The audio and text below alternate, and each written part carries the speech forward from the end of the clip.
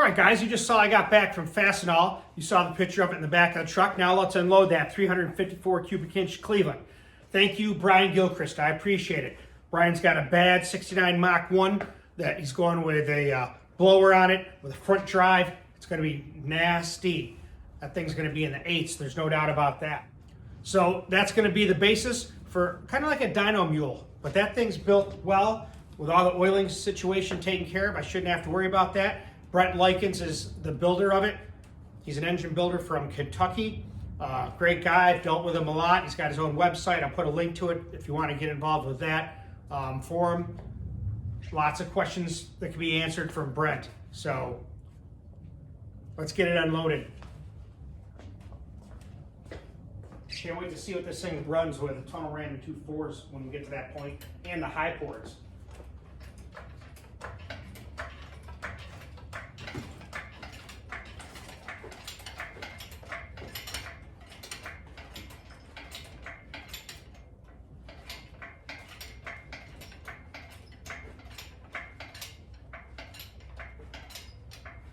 I always worry about that lift plate, but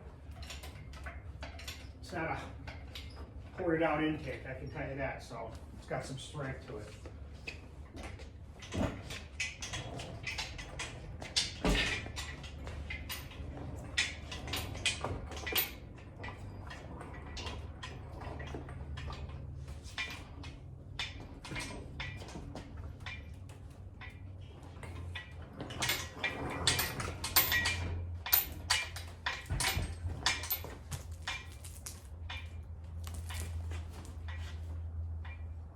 I don't like to keep things up too high.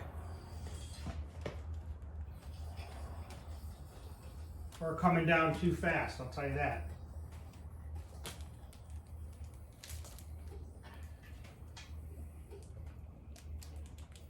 I'll tell you, Brian, that's the way to ship a motor.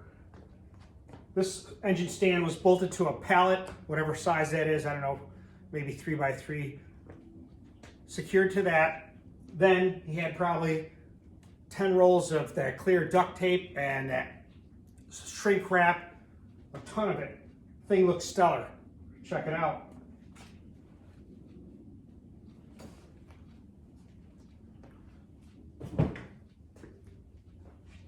$354 cubic inches of Cleveland. Now this thing dynoed at 616 horse at $8,000. It's got some lightweight parts. It had a strip dominator at that time with an adapter for a 1050 Holly. I don't know anything about this in regards to if there's oil in it or anything like that. Brian never knew.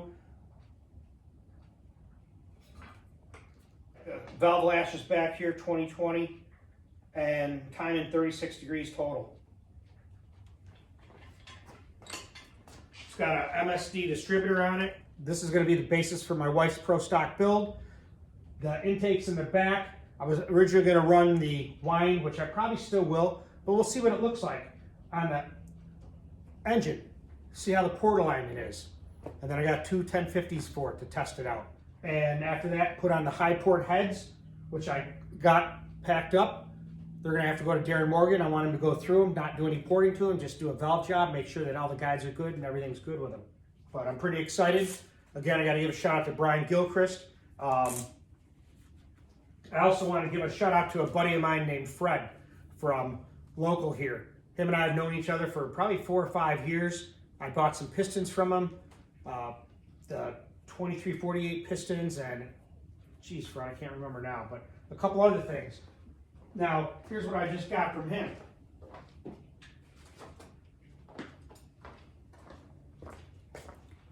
Another set of these Crowler billet rods, and these are actually for Cleveland. The correct part number and everything.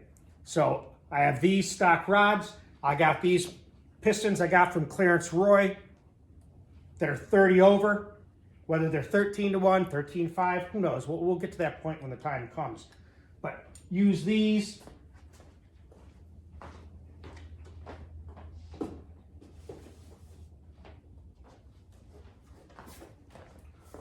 Got a nice set of, these are the Iski Red Zone. There's no roller bearings in them. I've had these since 2013, so I want to put together a nice little motor, maybe with some A3 heads. Who knows, another set of Cleveland, I don't know. It's just something I want to get moving on. And that build is going to have a filled block because people have been asking me about that. So I'll do an episode and start filling one of the blocks after I get it cleaned up. But like I said, there's lots going on and I'm just trying to keep up with everything. You know, another big shout out to Justin Heck from Jim Kuntz. He worked there like 16 years doing cylinder heads. Great guy. He was on the channel, made some comments. If you guys want to get a hold of him, you can probably put in some of the comments here and he's paying attention. He'll answer you. I still got the interviews coming up with going to be Rusty Glidden. I'm going to get Darren Morgan hooked up. I'm going to try to get a better video system so that it's a little more clear and it's not bouncing around. You see my whole head in there, but it's just a channel growing. So here's a secret A3 head I just got back from Scott Miller at Illuminu. I'll put his contact information on there so you can get a hold of him if you want to send some stuff to him. Because I'll tell you, it comes out looking factory. Look at this. This thing was pretty dirty before and stained. And if it's going on the DragBoss, I want it to look as best as possible. They say you get one chance to make a first impression, so I want this to be a good impression. I appreciate you guys tuning in to that interview I had with Tricky. I'll tell you, he's a great guy. I learned a lot from him and hopefully learn a lot more in the future and I can share it with you guys. So I appreciate all the comments. So we'll get that on an engine stand. Hopefully the kids and wife can come out and help tear it down. You know, the Cougar is still at custom chassis and header. And it's all cut out now. And I have a video kind of made up of where I'm at. I'm not sure if I want to post that right now and kind of just give you an update and make a quick one out of that or wait until there's a little more progress. I haven't figured it out yet, but stay tuned and you'll find out. All right, guys, I couldn't end this video without showing you this last part. Here's the deal. It's crazy, but a while back, I ordered 4 sets of T&D shaft rockers. Myself, Tim Kindred, if you guys are following this and you hear me talk about these guys, and Brett XAGT Coop from Down Under ordered 2 sets, one for himself and one for his buddy. Now, T&D doesn't sponsor anybody, but Sheldon did work with me, and I appreciate that, Sheldon. But here's the deal. As far as shaft rockers go, there's only really 2 types that we hear about nowadays, and that's Jessel or T&D machine. Now, they both have quality products from what I hear. I just know people that have ran T&D. Mike Weeks has run the aluminum set for quite a bit and had no issues with them. My buddy Blake Livingston with an E, he bought a set for his A3 heads that were ported by Morgan also. He's building another Cleveland like mine. It'll be a 408. Once you get into the high RPM, past 8 grand, high spring pressures, you know, past 750, 800 on the nose, then you got to start thinking about valve train stability. Previously with the Cleveland, what did you do? Guide plates, stud girdle, all that monkey business. I got rid of that way back 20 years ago and went with Yellow Terra. I haven't looked back since. A little bit more of expense than the other stuff, but it's less maintenance, easy to work on.